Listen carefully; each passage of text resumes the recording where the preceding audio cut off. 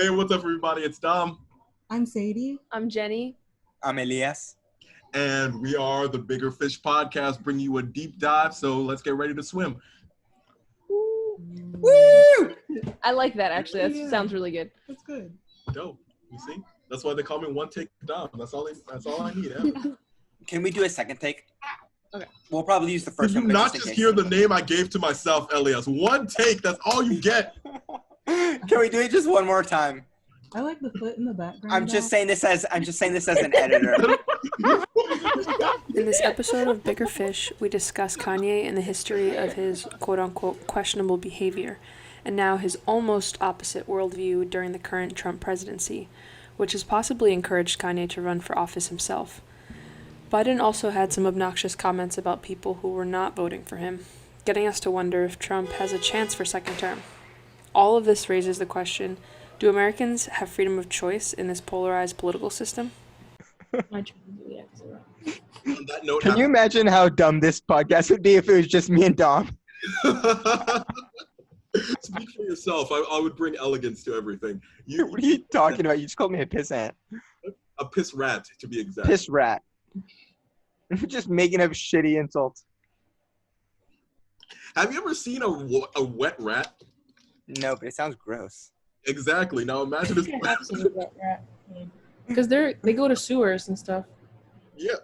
But you know what? When I was living in Morocco, I heard horror stories about apparently there's such thing as a water rat that'll like go through the sewers and come up through people's toilets. Oh, fuck. Bro, that's literally, I've always been afraid of that, like, my whole life. I've literally been afraid of, like, I used to be, when I was little, I was afraid of, like, when I would sit in the toilet, I don't remember how old I was, but I would sit in the toilet, and I would, like, flush, and then I would run out of the bathroom, because I was afraid that cockroaches were going to come out of the toilet and go into my butthole.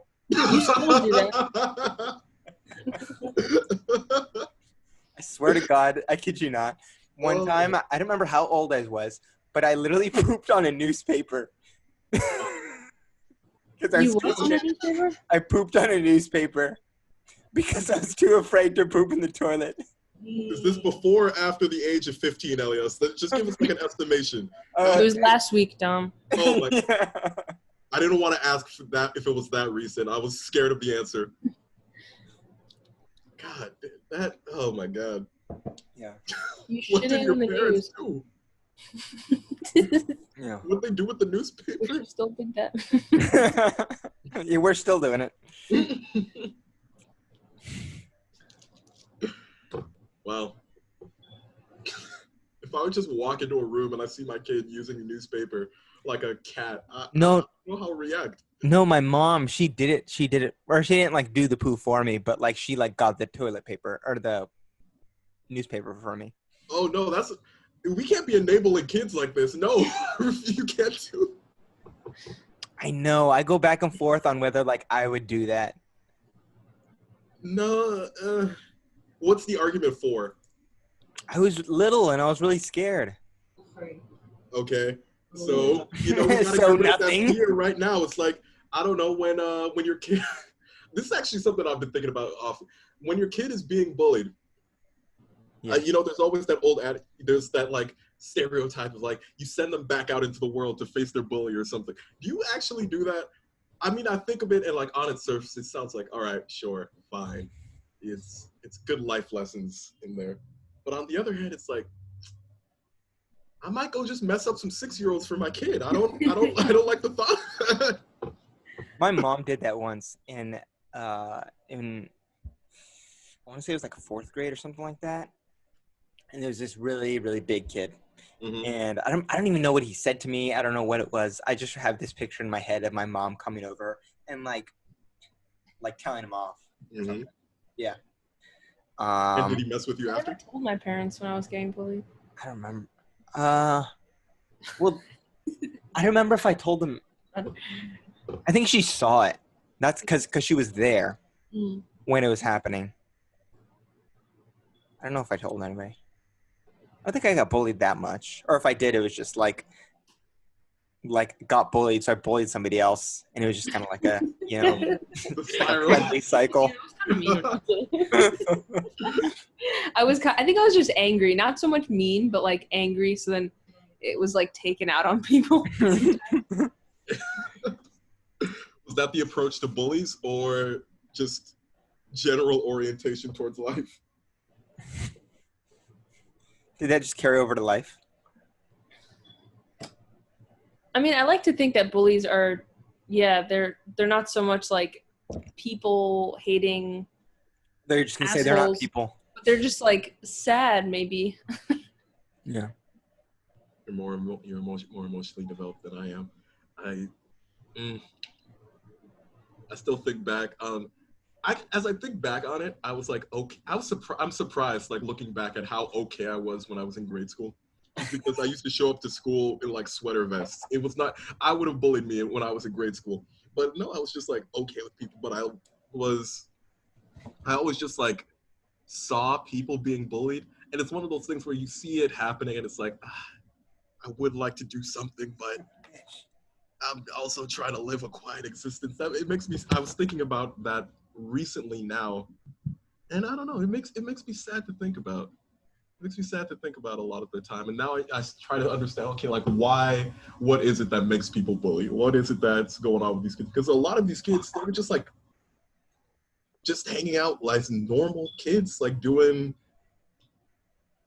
nothing that was like necessarily completely out of the norm, except for this one really, really messed up thing that they were doing to some specific people. Still can't figure it out. Let me see. I think for the most part, it was just like me and my friends, we just like stuck to our own circle, and at least through middle school. And then in high school, we kind of started branching out. But like in middle school, we really just stuck to ourselves. But you went to high school with the same group of people you went to middle school with? It was a middle school, high school. Ah, that's lit. That's really, really cool. No, it's not, bro. My graduating class was 60 kids. Ooh. Yeah. I mean, were they a cool 60 or were they kind of It's a mixed bag. A mixed bag? Yeah. That's fair.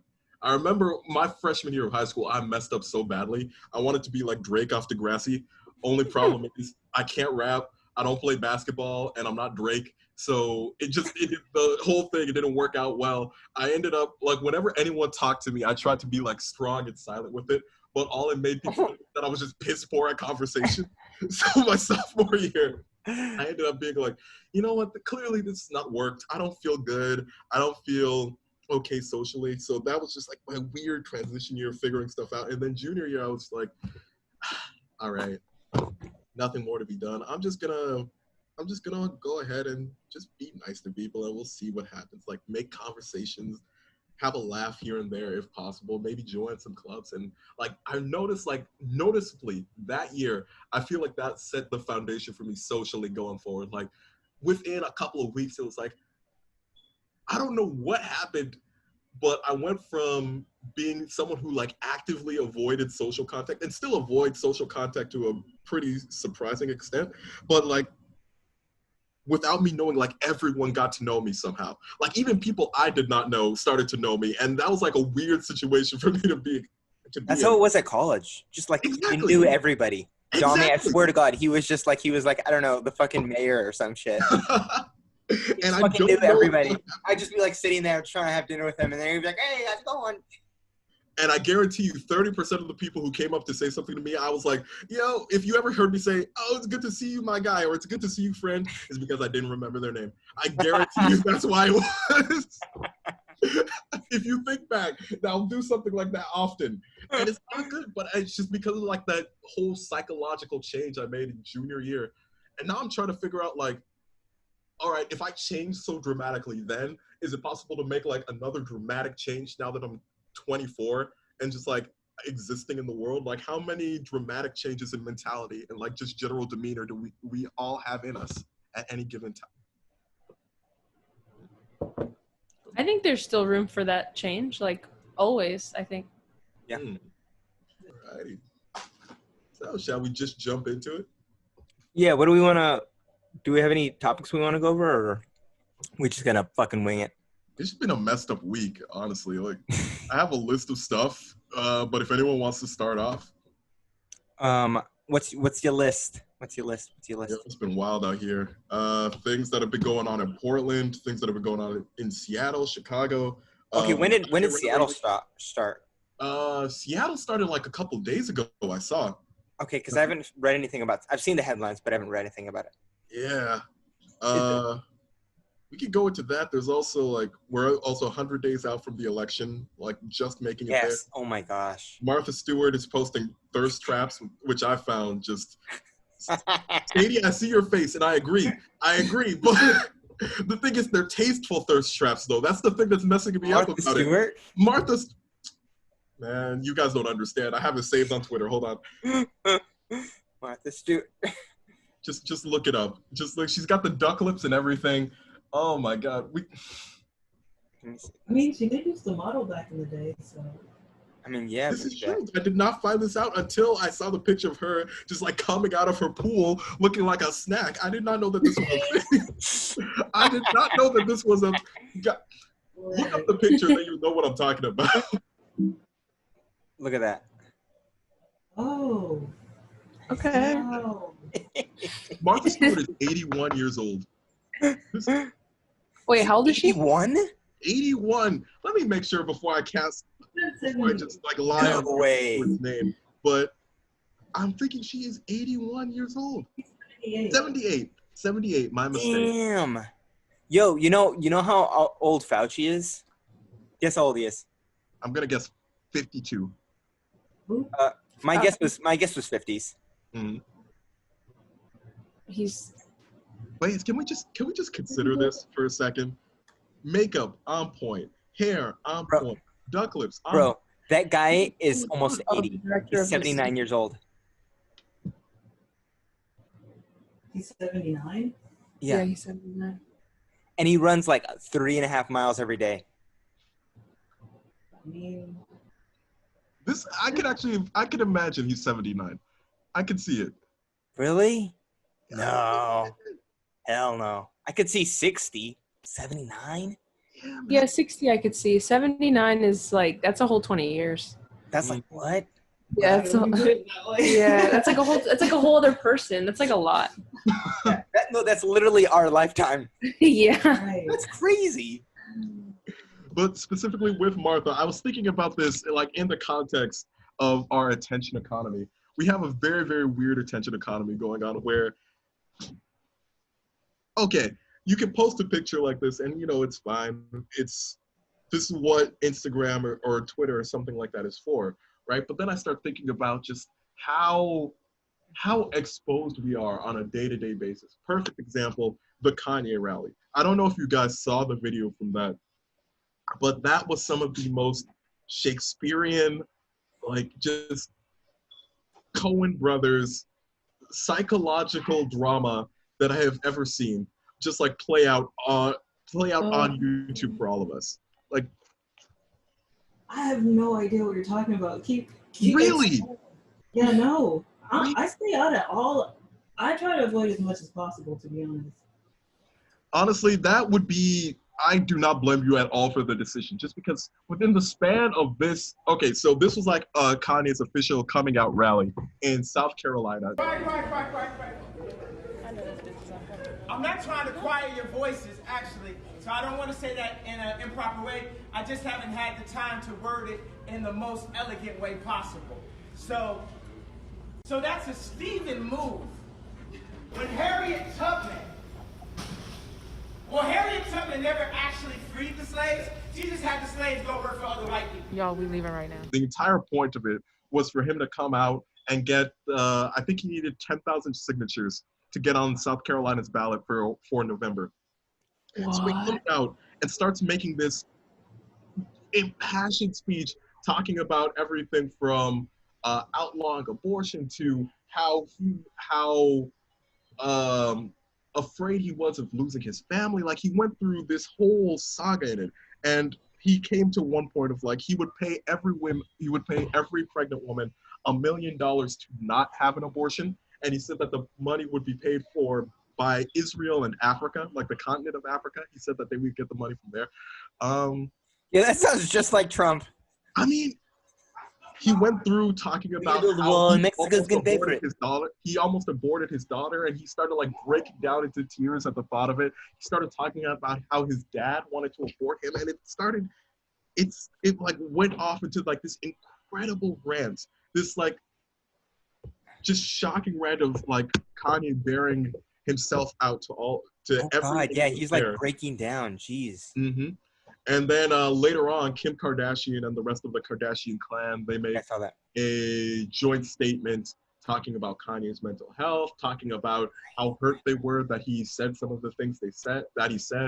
And Kanye later comes out and apologizes to his family publicly. But just thinking about this in like all of the context of how exposed we all are, like how hard it is to, how for a person like Kanye specifically, how dangerous it is to have that big of a platform shared that openly. And then at the other end, how just unfazed we all are by it. Like people Oh at yeah. the rally, they were like heckling him. People were like interacting with him as he went. And even online, there were some people who were highly sympathetic to it, but other people who were just like coming with all of the jokes. So I don't know, just this was a strange week and just seeing the mentality of people. Honestly, I would totally come with the jokes, but now that we're talking about it like this, I feel like, ugh. Exactly. Yeah. Once you get the context about just what the guy is going through, like what he's doing, it's very, very strange. Yeah. And then going on, I think there's concerns now that his whole deal with Gap is going to fall through. And for people who don't know, like Kanye West was on his way to signing, like, I think it must have been in the tens of millions, if not hundreds of millions of dollars, this deal. He was going to start producing 100 million. 100 million, perfect. He was going to start producing clothes for the Gap. And I think he was also going to get like some share of either equity or perhaps some position on the board. And now that's in risk because of how he's publicly acting so erratically. And some people are saying that, it's all still just a ploy to sell more music, just a ploy for exposure, or even that the Kardashians might be manipulating this behind the scenes in order to get more ratings for their show next season. It doesn't seem very out of character for him. That's the thing. Like Kanye has always come with like these very, very dramatic takes, right? Like, in order to really impact and be in a position of power at this point, you got to be a billionaire. It ain't about being like, a superstar. I don't know nobody that like sells a lot of like records and gets a lot of radio spins that's actually a billionaire either. Mm-hmm. We get into so much of like, arguing with each other that we're not looking at the main thing. Going all the way back to like the Seminole George Bush hates black people. On the map, George Bush hates black people. The destruction of the spirit of the people of southern Louisiana and Mississippi may end up being the most tragic loss of all. George Bush doesn't care about black people. That was like 10 years ago, and we thought like, oh my God, Kanye is so woke. He's speaking the truth, and he was speaking the truth that a lot of people felt at the time. And impeccable timing. Question, where was it coming from? Was it like an astute like social observation, or was it just like a guy saying some really flagrant stuff when he wasn't necessarily in the best state of mind? So you're saying it like the connection between his mental health and his statements, like how much of it is a mental health crisis, and then how much of it is to boost his brand or his agenda? Partially, yeah. Like, back then, it really did seem like that was like his authentic feeling about things, right? And that's legitimately how he felt about whatever. And now it's very possible that he does feel the same things, because if you look at it, if you look at other statements he made at his rally, for example, Harriet Tubman didn't free any slaves. Okay, on its surface, that is something he said during the speech. Yeah, on its surface, it looks like, Kanye, stop. This is just ridiculous what you're saying. Like, this is not only ridiculous, it's offensive. It's right up there with what was it? you choose to be a slave or something to that regard. But if you like look into what he's saying, it's like, okay, you can make the argument that what Harriet Tubman brought people out of, he just brought them from a position of like physical slavery, but still delivered them into a system of white supremacy where black people still had to get underpaying jobs or still have to exist in Jim Crow systems. And that's actually a very compelling point. That's a conversation that could definitely be had about American history. The thing is, with Kanye, I don't know I don't know how much he's actually considering that point, or how much of it is actually just coming from a place of the guy really doesn't know any better right now. He doesn't know any better. I don't know. It's just like, I don't know. He definitely has, it seems like, moved very conservative, and not like with his support of Donald Trump. And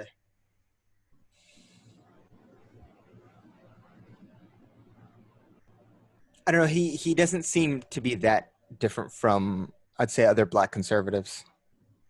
Like, he doesn't like this idea of wanting to seem like Limited. Limited to what exactly? Like some black folks and just people of color in general who find what do you call it? You mean the black people are saying like the Democrats have taken us for granted for all of these years, so we're gonna go Republican? Like those kind of folks? No, not. No, I know what you. No, not that. But affirmative action. Who find affirmative action offensive? Who say like, I want to get this because I earned it, and if I got it because of this program, then they don't like that, and Yeah, or like being expected to be a Democrat just because you're a person of color. Like, I think that's a point that Kanye has tried to make, where like, not so much that he agrees with Donald's like ideals, but more that like he's opened up this like door for people that aren't politicians to be. I mean, I guess that's why Kanye is like exploring that for himself. He's like, well, I could do this because like, even if I don't have any background in politics, I could still have like a good chance, just like Donnie did. Yeah, see when you say it like that, it sounds like, I'm like, oh, okay, I see where you're coming from. But then you like, yeah, but then you like listen to him and like write the stuff he like says and stuff. It's just like, ugh. It's interesting because it seems like Kanye and Donald parallel one another, except one's the president. Like, Donald's had his history of strange outbursts and ideals and like whatever he's thinking. But I don't know if people are, well, I don't know. I think there's more of a, oh yeah, he's having some mental health crisis or something. There's more of that angle on him and maybe less so on Kanye. I don't know. But it seems like they're related. Like they're going through like a similar struggle. Yeah. A lot of attention has been placed recently on the president's mental health. Like, he was just tweeting recently about how he took a cognitive test and apparently he passed it with flying colors. Like, the results, they were huge. They were incredible. Best cognitive test of all time. But yeah, people make this argument often that, for both of them, there's something like that's not quite there for them. And this is just something coming to mind now. Like, is that like shadow that they kind of have on their mental state? Does that function as a strange edge in like a weird kind of way? Like, think about the art Kanye has created, right? Like, for its time, it was there was no one making anything like Kanye. There was no one doing anything like Kanye. He opened up a whole new trajectory in rap. Like before Kanye, it was like it was that very hard, very street gritty gangster rap style, and now here comes Kanye, the guy wearing 2 polo shirts and a polo and a Gucci backpack, just like looking, you would think ridiculous, but he started to sell. He was identifying with a whole group of people that no one ever thought to appeal to before. And then you look at Donald Trump. Throughout his whole career, he was always just like, even before his political career, he was always just like the Donald, like a master of marketing, someone who, even if he wasn't necessarily as rich as he said he was, he just gave off the impression of wealth. He just gave off the impression of success. How many people were just out there saying, "You're fired," or something like that because of this guy, and how well he was able to implant himself on people's imagination just because of how different he was than your regular idea of like the fussy, stuffy old billionaire. Like there's something about like that different mental state that perhaps that perhaps promotes them to these pedestals that people put them on, just because they're so different, they're so iconic that you can't do anything but kind of want to see what they're going to do next and perhaps follow it. I think the thing is with like you were saying, like what made him such like an, I don't know, like different artist at the time. I think it's like, I guess if we're like drawing parallels to the president, I think you could say like what made Trump so outrageous and made like, you know, excited certain people was what made him such an awful leader. And I think it's probably what's going to make him, I'm guessing, lose in 100 days. Mm. And I think, I don't know, I guess I would say maybe the same thing for Kanye. Like the thing, I don't know if the same thing's true. Because did it seem that outrageous when he was saying it back then? Like when he was making comments in the 2000s, like George Bush doesn't care about black people? I mean, that's the only one that I know, and I didn't even know it at the time. Oh yeah, like when he was on MTV with like Michael Myers of all people, and Right. was just like looking off at him at the side, like a semi truck was about to run him over. Like he had no idea what to do with it, and like even the whole crowd is just sitting there like, we came here to listen to Ja Rule. Like there was nothing else that we were looking forward to music videos, not this Kanye. We have no idea what you're talking about. And then like later, after the shock wore off, people started to like delve in. That's the thing about Kanye. There was also Taylor Swift. Also Taylor Swift, yeah. He says a lot of compelling stuff. Like a lot of both accounts. Wait, what? I said he wasn't wrong, and Sadie's like, yeah, both accounts. Exactly. That's the thing about Kanye. He is right a lot of the time. It's just the mode of communication is messed up. And I'm wondering, like, is that maybe I have him wrong. He might actually be a very well-considered individual. He might actually be thinking these things really well. It's just his packaging is all the way messed up. Like, right. Yeah, I mean, like we were talking about, like defund the police. We've talked about that before, and just how like the branding is just like going to turn a lot of moderates off. They're gonna be like, "Whoa, you just want to get rid of police altogether?" Exactly. Yeah. No, that's not what I meant. But like, if you just heard those like 3 words, that's what you would think it meant. Mm-hmm. I don't know. I guess trying to give him the benefit of the doubt. I don't know. That's weird because like. Is he trying to appeal to moderates? Like if we're gonna go off of Kanye has deep intellectual thought about what he's saying is just coming out wrong. Like it may not be that the audience is a moderate white person. Like when he was saying black people, Bush doesn't care about black people.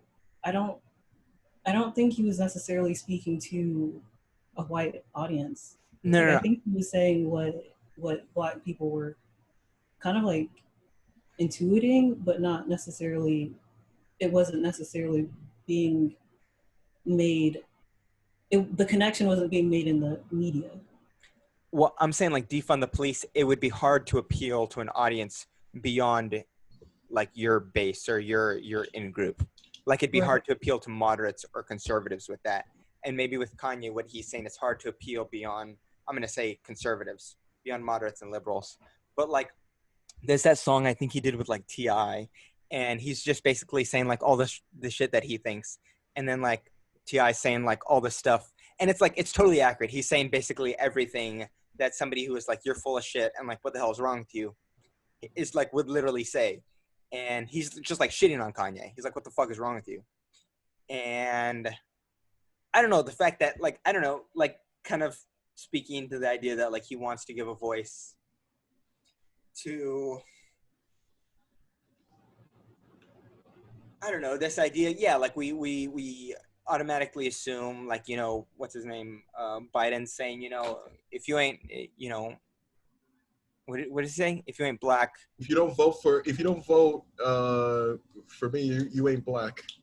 Yeah, shit. and What did he say? He said that. Oh, yo, yeah, he said it on the Breakfast Club.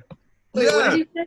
He said he was like talking to Charlemagne the God, a really popular radio host, and like towards the end of the video, And Charlemagne just totally let it go. He totally let they it were go. at the end of the interview. What do you do with that? Like in the last, He didn't even give him like an eyebrow or nothing. He was yes, he did. Listen, you got to come see us when you come to New York, VP Biden. I will. It's a long way until November. We got more questions. You got more questions, but I tell you, if you have a problem figuring out whether you're for me or Trump, then you ain't black. It don't have nothing to do with Trump. It has to do with the fact I want something for my community. I would love to see Take you. a look at my record, man. I extended the voting rights 25 years.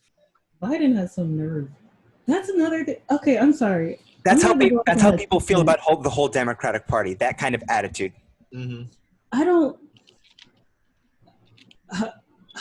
I like Biden bothers me so much because I feel like he only has his platform because he was the person that placated the white people that were uncomfortable with Obama running as president, right?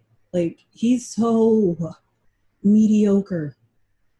And he Literally just, the vanilla ice cream of politicians right now. thank you. And not even a good vanilla ice cream. Not even French vanilla. Like Right. honestly, this is just like some Deans or something like that. Right.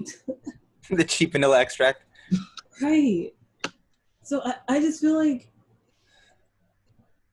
I don't even know.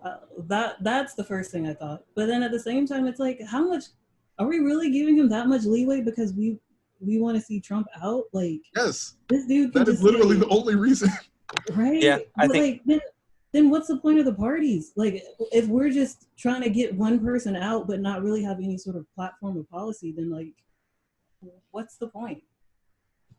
You just summed up my exact problem with the state of American politics today. And that's part of the reason why I worry. I do think that Trump will lose in November, but I'm not sure. Exactly because of this. Because a lot of Republicans are voting for something, and a lot of Democrats are probably voting just against something. They know what they don't want, and, you know, negative motivation, that is motivation, but it's not like... I think that was the motivation in 2016. I think to not get Trump? Yeah, I think like you would hear from like they would go to these not conferences, but they would go to these conventions, and you would hear Republicans who are saying like, no, I don't really like this Donald Trump guy, but you know, Hillary Clinton, like they were voting against Clinton, and I think you're not going to have those like, you know, on the fence Republicans voting for Trump. I think there was like a new CNN poll, and I think it was like 3 swing states that went to Trump are now like they have Biden ahead. I don't know by how many points, but I think there's going to be so many people who are voting against Trump. That's the thing though. Like there was a lot of people who showed up on the Republican side against. For some of them, sure, you could say that they didn't want Hillary Clinton. There was also a lot of people who showed up because they knew that things like the Supreme Court would be in play, or just like general federal courts would be in play. And also on the other side of the aisle, there's a lot of people on the Democratic side who the motivation of not Trump clearly was not enough. Like youth turnout, record lows, black turnout, record lows. Like just people were not motivated to show up if not Trump was the only platform that the Democrats could come with. And it seems like they're running the same playbook in 2020. I mean, they do have way more evidence to justify why not Trump is a good political option, but I can very easily imagine where a situation where a lot of the same people are just like, you still have not given me anything that I particularly care for. Like Biden is not necessarily, who is Biden appealing to? Like, I don't think he appeals to Everybody us. who's like, oh my God, we have to get rid of Trump. Because you have to remember, like, the conditions were different. Like economically, we were doing much different. And like nobody was excited. Like people weren't excited about Clinton. And the thing is nobody thought Trump was going to win. Nobody thought. So people who were going to like turn out vote. Well, I mean, like depending where you went, like I'm sure if you went to like some bar in like Michigan and like, you know, I don't know, in like rural Michigan, then I'm sure you would have heard that. But I think from the mainstream media, people were like, yeah, there's no way this guy's going to win. They just took it as like common knowledge that it wasn't going to happen. But now at this point, I think there's enough people who are freaked out. They're like what? Know. This could happen again. Like nothing is impossible.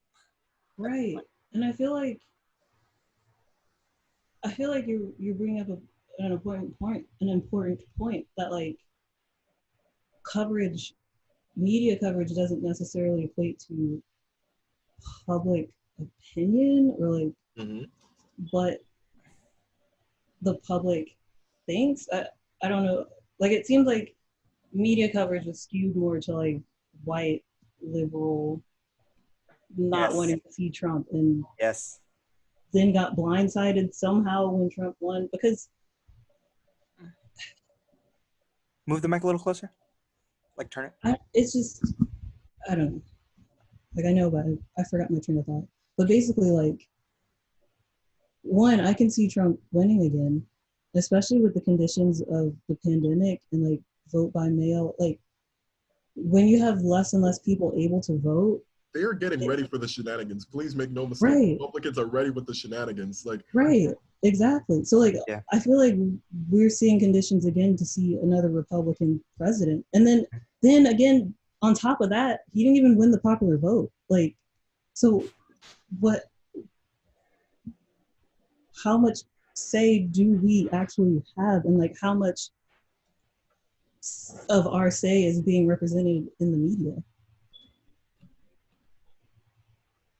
That's the thing with media, right? I think we're getting towards the back end of a really, really big transition in media. One that I am pretty happy to see. Yeah. Before there was like 5 channels, right? You have your ABC, you have your CBS, you have your Fox and your CBS, and and PBS. That's all you got. And when you're in a position like that, it's very easy for whoever owns your media to manipulate it as they will. They're going to show you the stuff that they have access to, or perhaps they're going to show you the stuff that just like fits the narrative that they want people to fit in at that given time. Now we're in a moment where people can just do stuff like we're doing, right? People can open up their own independent news sources, and you can find a lot of different sources. You can find a lot of different ways to educate yourself. The issue with that is we have not reached like the moment of quality control. Like we've gone from a moment of excess, or we've gone from a moment of like monopoly. Hell, exactly. We go from a moment of like monopoly, but you can be kind of sure that the stuff you're looking at is somewhat vetted, towards a moment where everything and anything is possible, but it's just like people saying stuff. It's just like no one is doing anything to like really synthesize it or fact check it. It's just like, if you have a narrative, we have facts to fit your narrative, and you can find them anywhere. So hopefully we can find like the golden zone where we have enough media that you can be sure that you're getting like a lot of varied perspectives, but all of those sources are actually vetted. They do have like professional people like going through and making sure it's correct. At this moment, though, in 2020, like it's hard to see where you would find something like that. We're in a moment where Facebook is where people get most of their news, Twitter, and you can do anything to get something trending in a way, and people will just like run with it. Mhm. It's tough to see how you're going to avoid getting taken in by a lot of these alternative facts that are out there. I think what gives me hope is I don't know. I've kind of two things like kind of like the nature of the public or the instinct of the public is one that like people don't like to be taken in. They don't like to be like made to feel stupid, like taken in by conspiracy theories. They're fun, and we like to hear things that agree with our points of view. Mm-hmm. But I think more than that, people want to hear the truth. Do they though? Yeah, I do. I think there's so much media that just like doesn't respect like the intelligence of like the public. And like if you like if you look at polling on like issues like healthcare and just like the things that are the most politicized, you know, by the two parties, and they're like you either have this crazy option or you have this crazy option. Mm-hmm. Like the public is actually like their perspectives are totally like not that insane at all. It's just like when you like add all this packaging to it, that people are like, whoa, you know, I gotta go with this one, I gotta go with that one. Mm-hmm. They dumb it down. They dumb it down. Yeah. Then the problem with that, as I see it, is that you do have one crazy option and one option that is literally the most milquetoast option ever. If you went by what a lot of news sources say about Democrats, you would say that Fidel Castro wrote the founding constitution and it was signed by Stalin and Lenin and Mao. Like that's what it sounds like Democrats are. But really, it's like it was. No, that was they had the original draft, but you know they changed it at the back end. But like now, exactly. But no, actually, in seriousness, it's like the Democratic Party. It's just like a milquetoast party. Sure, they're our version of a left party, but compared to like so many other, I mean, we hear it all the time. Compared by European standards, you know, they're a center right party, whereas the Republicans they would be a surprisingly far right party, like dramatically so. And not only that, they've committed themselves to being an anti-democratic party because so many different Republican pundits have come out publicly and said, the more people vote, the less we do. So it is in our vested interest to make sure fewer and fewer people vote. Perfect example. Just recently, it must have been the Supreme Court. The Supreme Court heard a case from Florida. Recently, Florida passed legislation that allowed felons to vote. And felons, of course, there's the thought that, you know, a lot of them predominantly black, predominantly poor, and the general demographic math goes that, all right, if these people are allowed to vote, it's probably not going to go in the Republicans' favor. So say as such as it goes. So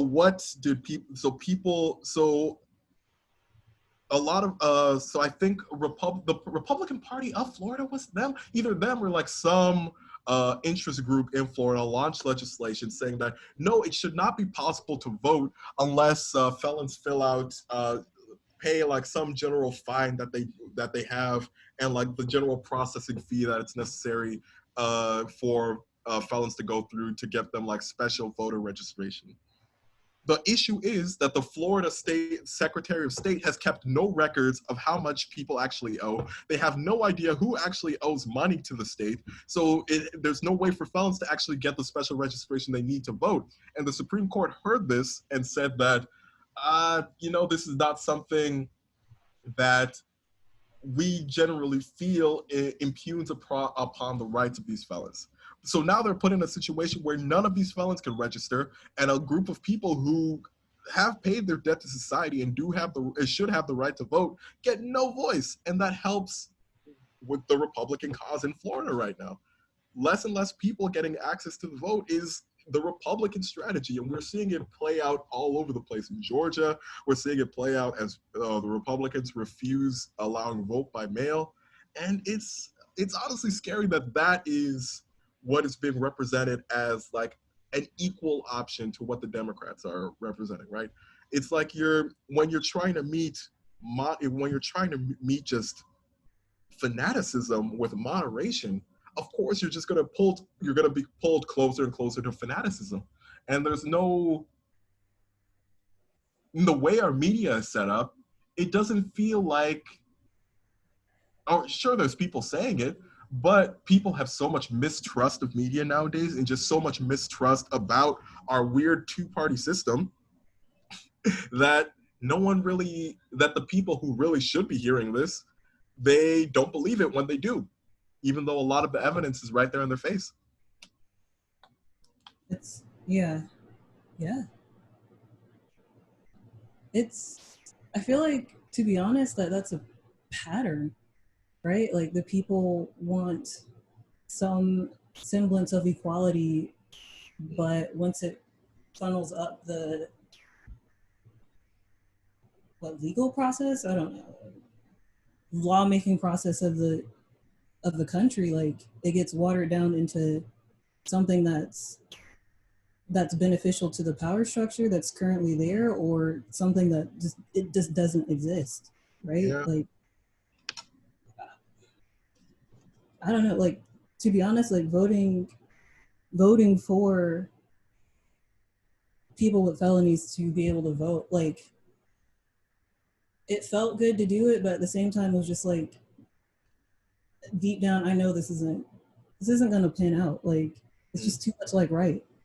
That's just what it felt like. Yeah. It's strange to see. I think it all does come back down to the structure of things. If you have a two-party system, it's very easy for people to get caught up in dualistic thinking, right? Like, if this is this, then its opposite must be this. If a Democrat is this, a Republican must be this.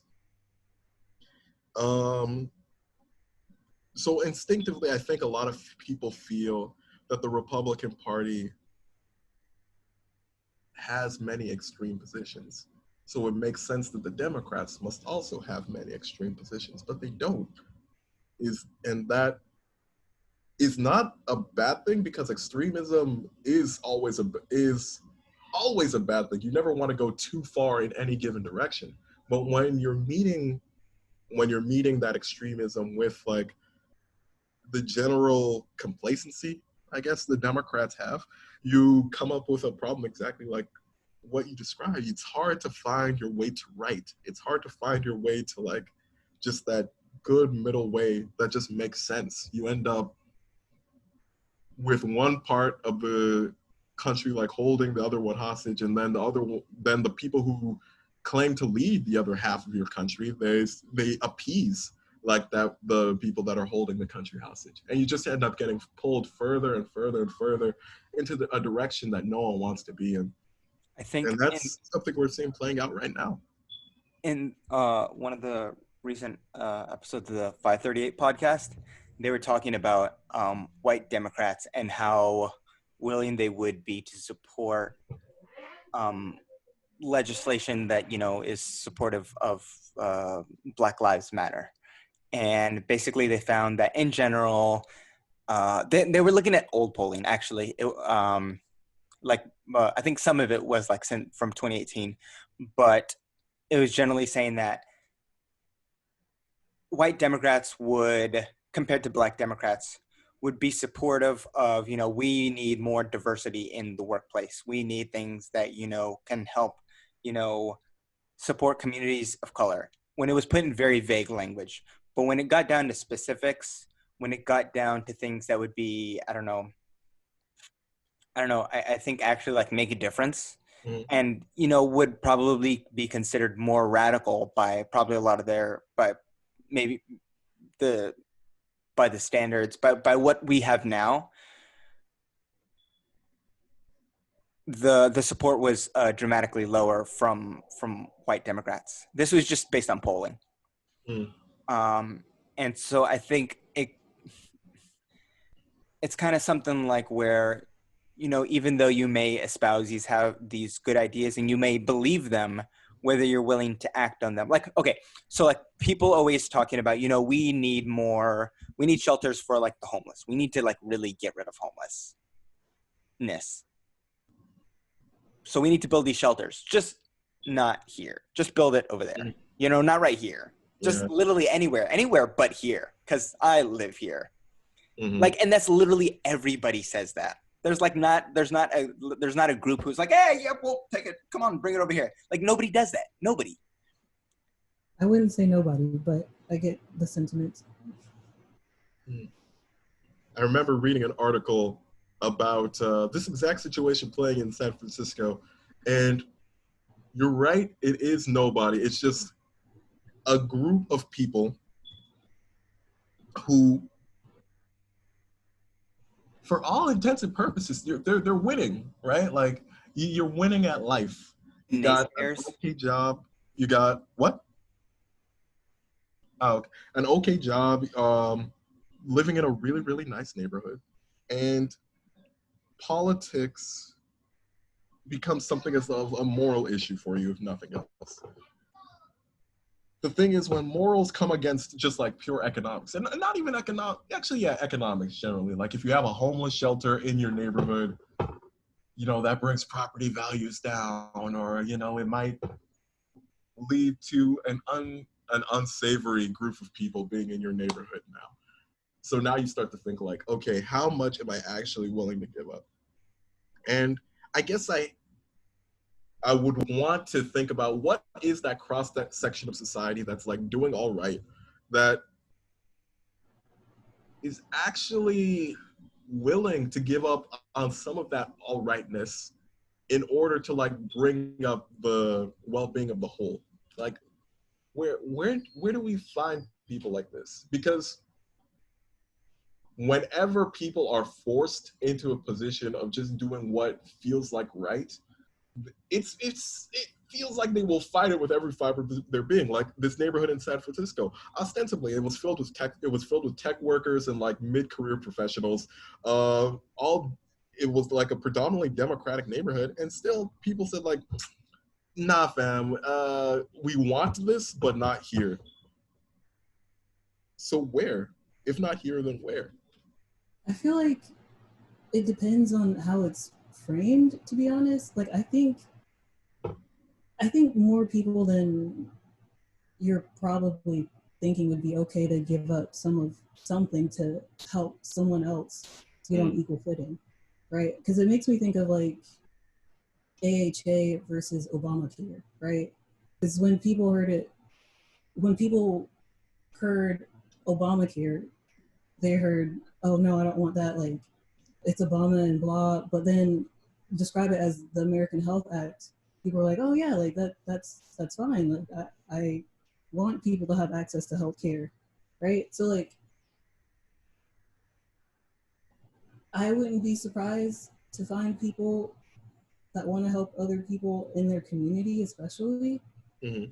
But I feel like this kind of goes back to like manipulation and the truth, right? Like,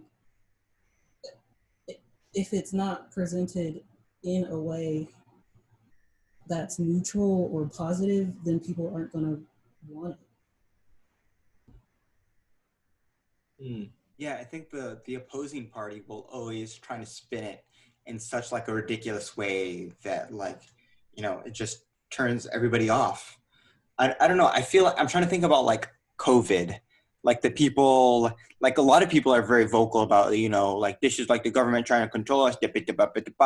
But like, I think most people are probably just like, yeah, this is really inconvenient. This sucks balls. But I remember where it was, but basically saying that it was a poll saying that people actually, I think it was in Iowa, people actually prioritized, they wanted a president who prioritized the safety of the people and preventing the pandemic over somebody who prioritized the economy. They want a president who can make that like hard decision, who can say like, no, the economy is going to suffer and that's just the way it's going to go. And I think I'll have to find that. But I think I do tend to feel that most people do want to do that. Most people do want to do, they'll just like, if this is what it takes, okay, then I'll do it. But I think the people who are so opposed to it, they're so much more vocal because just like inherently, because that group is like, okay, I'll follow the rules, I'll do it. They tend to be like not a very, I don't know, aggressive group. I Like they're think not. what you're speaking to, oh, go ahead, sorry. No, go on. I was gonna say, I think what you're speaking to is like, so the people that are more invested in the economy would probably be like the 1%. Like they're the ones that hold the power and like want to make sure that their businesses are still functioning no matter how badly the people are doing, right? Like I feel like, yeah, yes. And then also the people who have like small businesses and like they're like told like they try and reopen and then they're forced to close because they're not able, like a restaurant. Yeah. I mean, even like people that just have a job and want to be able to like make ends meet and have like families to support. Like they don't necessarily have to be like owning anything, but they just want things to be like up and running so that they could be making money again. Yeah, I think maybe it could be a fault of the media about like highlighting those people. And then I don't remember who it was, but I think it was recently during Black Lives Matter. Oh, it was Ta-Nehisi Coates on Ezra Klein, and he was talking about how during the protests, his store was destroyed by the protesters. And he said, let it burn. Just go after those cops. Just let it burn. Like that was like, I guess, I don't know. I guess I do believe there is that like, and I think it's probably most people, that group of people who are willing to like, give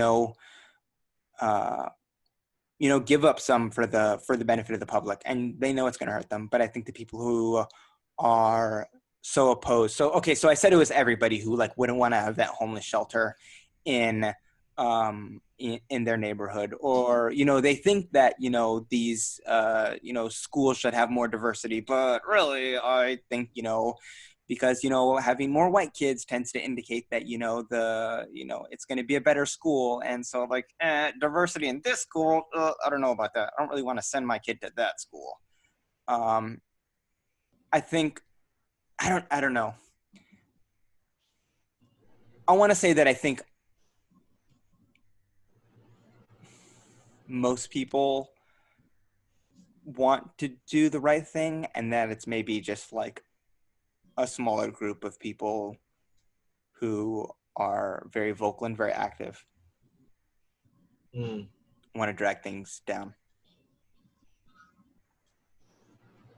I can see that. I can definitely see that, but at the same time, when I hear a conversation like this, I'm reminded of a lot of the conversations that people were having while we were just getting into a lot of the George Floyd protests. A lot of people saying like, yeah, I agree with the sentiment. I just wish that, the protesters wouldn't go about it this way. And they were obviously speaking about a very, very specific kind of protester, the rioters. I separate looters completely outside of that, because looters are self-interested people. They're out there. I see looters the same way. I see people who use hashtag George Floyd when they're trying to like promote a mixtape they're putting out. And as I was going through Twitter, there were plenty of people doing that. A rioter, however, is like a very specific thing. It's like a rioter is the anger to complement the protester's hope. And like they're two sides of the same coin in a pretty big way. But a lot of people looked at those rioters, they're looking at the people who are outside right now protesting. And a lot of the riots that are going on in Portland, Seattle, even Chicago had a lot of violence between protesters and police recently. And people look at that and say like, your cause is good. We definitely agree with it. However, do you have to break up stuff so dramatically? Do you have to be burning our city down? Does it have to be like this? And, one could certainly say that violence is never necessary. You could make the point that nonviolence is way more palatable and probably comes with more moral authority. But you could also rebut that and say that a lot of the reforms that both cities and the federal government made came in the aftermath of night after night of just violent agitation, of like people seeing the fires that were going on and seeing like people get dragged off by the police and people seeing police react to all kinds of protesters with like excessive brutality, whether they be violent or nonviolent. So I don't know. It's hard to make the consideration of the people who say, yes, I agree with you, but. Because that but is often in opposition to the more dramatic action that it's usually necessary to take in order to actually move this process forward. That dramatic action might be burning down a Target, or that dramatic action might be the city coming in and saying like, hey, sorry guys, we will do our best to reimburse you for the loss in property damages or something, but this homeless shelter needs to go here, or this public housing project needs to go here because this is the best school district in the city, and we believe that giving low-income kids the access to these school districts is actually the best way to increase generational wealth and break the cycles of poverty that we've been seeing. So we are going to go ahead and do this. But yeah, it's figuring out how do you actually work with the people, with the people. That's a hard consideration to make.